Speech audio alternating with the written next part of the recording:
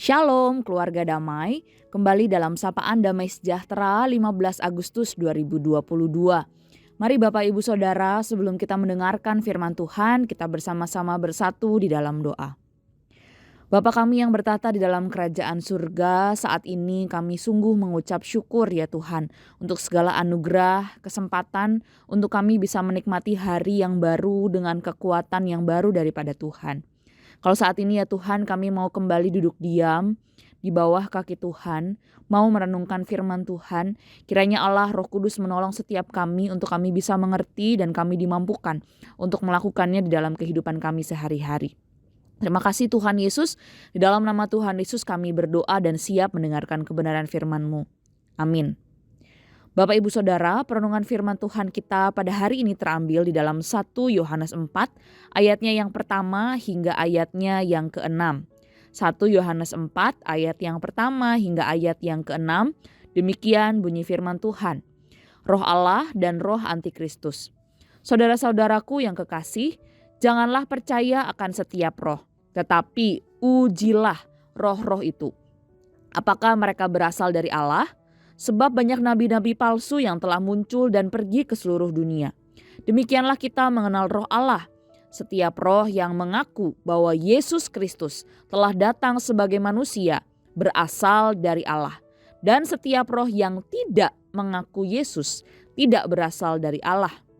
Roh itu adalah roh antikristus, dan tentang dia telah kamu dengar bahwa ia akan datang dan sekarang ini sudah ada dalam dunia. Kamu berasal dari Allah, anak-anakku, dan kamu telah mengalahkan nabi-nabi palsu itu. Sebab roh yang ada di dalam kamu lebih besar daripada roh yang ada di dalam dunia. Mereka berasal dari dunia, sebab itu mereka berbicara tentang hal-hal duniawi dan dunia mereka dengarkan. Kami berasal dari Allah. Barang siapa mengenal Allah, ia mendengarkan kami. Barang siapa tidak berasal dari Allah, ia tidak mendengarkan kami. Itulah tandanya roh kebenaran dan roh yang menyesatkan. Demikian bunyi firman Tuhan pada hari ini. Bapak Ibu Saudara, tema perenungan kita hari ini adalah awas tertipu. Bapak Ibu Saudara, ada begitu banyak penipuan yang terjadi dan terus berkembang dalam berbagai cara. Mengaku petugas Telkom yang ternyata berniat merampok. Mengaku seorang sales dari perusahaan tertentu ternyata menjual barang tiruan. Mengaku seorang pengasuh anak ternyata penculik anak. Dan masih banyak lagi bentuk penipuan-penipuan lainnya. Untuk menghindarinya biasanya kita menanyakan kartu identitas mereka. Namun sebenarnya itu pun tidak menjamin terhindar dari yang namanya penipuan. Kita benar-benar harus menanyakan keaslian tanda pengenal tersebut kepada instansi yang bersangkutan. Bapak Ibu Saudara, dalam renungan pada hari ini kita terus diingatkan bahwa di balik dua bentuk kategori manusia terdapat dua bentuk roh, dan jangan sampai kita tertipu. Jangan sampai ternyata kita dipimpin oleh roh yang tidak tepat. Kalau kita lihat Bapak Ibu Saudara di dalam bagian ini, yang pertama disebut roh kesesatan, yang disebut juga roh antikristus. Kehadirannya nampak melalui kehadiran nabi-nabi palsu.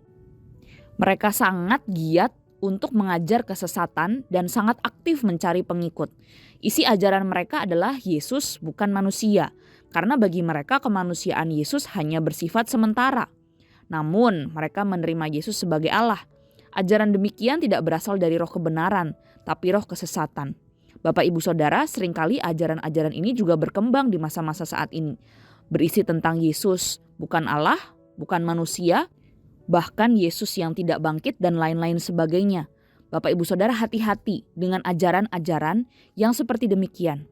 Mereka mengatakan tentang Tuhan Yesus, tetapi kita perlu telaah lagi apa yang sebenarnya mereka ajari. Oleh sebab itu Bapak Ibu Saudara, penting untuk kita memiliki yang kedua, yaitu roh kebenaran. Allah telah mengaruniakan kepada kita roh kebenaran ketika kita percaya kepada Tuhan Yesus Kristus sebagai juru selamat kita, satu-satunya juru selamat. Hal ini ketika kita percaya bahwa Yesus adalah manusia yang sejati dan juga Allah yang sejati. Bapak Ibu Saudara, kita melihat bagaimana Tuhan Yesus diutus oleh Bapa dari surga menjadi manusia. Kenyataan ini menyatakan kepada kita bahwa Yesus adalah manusia dan Allah 100%. Roh Allah yang berdiam di dalam diri orang yang percaya akan menolong kita membedakan kebenaran dan kesesatan ini.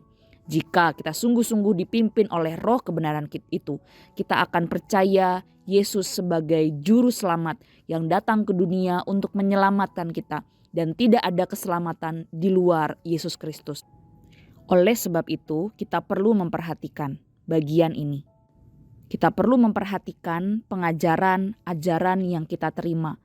Apakah sungguh-sungguh pengajaran itu tepat sesuai dengan kebenaran atau tidak?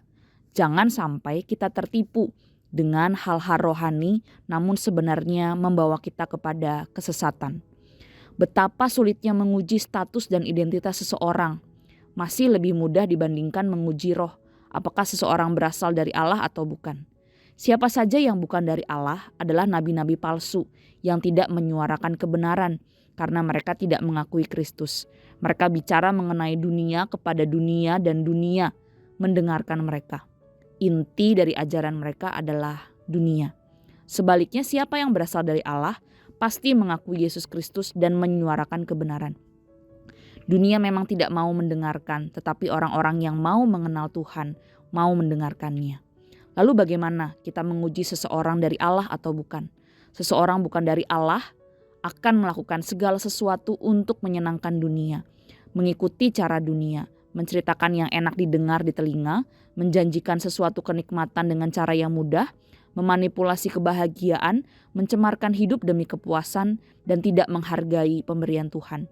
Semuanya ini tidak mungkin dilakukan oleh anak-anak Allah yang senantiasa memikirkan, mendengarkan, mengajarkan, melakukan, dan mengatakan apa yang benar. Oleh sebab itu Bapak Ibu Saudara, kita sebagai anak-anak Allah perlu memperhatikan bagian ini. Jangan sampai apa yang kita dengarkan nampaknya mungkin benar, nampaknya mungkin sesuai dengan firman Tuhan. Tetapi ternyata mereka itu semua membawa kita kepada kesesatan. Bapak Ibu Saudara, anak-anak Allah dan nabi-nabi palsu tidak pernah bersatu. Keduanya akan selalu berperang. Namun anak-anak Allah telah mengalahkan nabi-nabi palsu karena roh Allah lebih berkuasa dari roh yang ada di dunia. Anak-anak Allah tidak perlu takut menghadapi nabi-nabi palsu bila tetap memberitakan firman Tuhan dengan keberanian dan kekuatan dari Roh Kudus.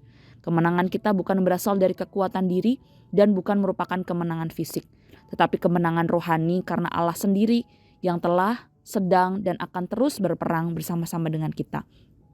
Oleh sebab itu Bapak Ibu Saudara, mari kita semakin mengenal Tuhan dengan cara membaca firman Tuhan itu, melihat lebih dalam dan mengenal Allah secara pribadi.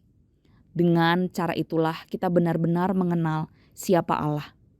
Bapak Ibu Saudara, peperangan rohani melawan nabi-nabi palsu tidak membutuhkan kekuatan fisik, tetapi ketahanan iman dan keyakinan akan kuasa firman Tuhan di dalam kehidupan anak-anaknya. Lalu bagaimana dengan hidup kita?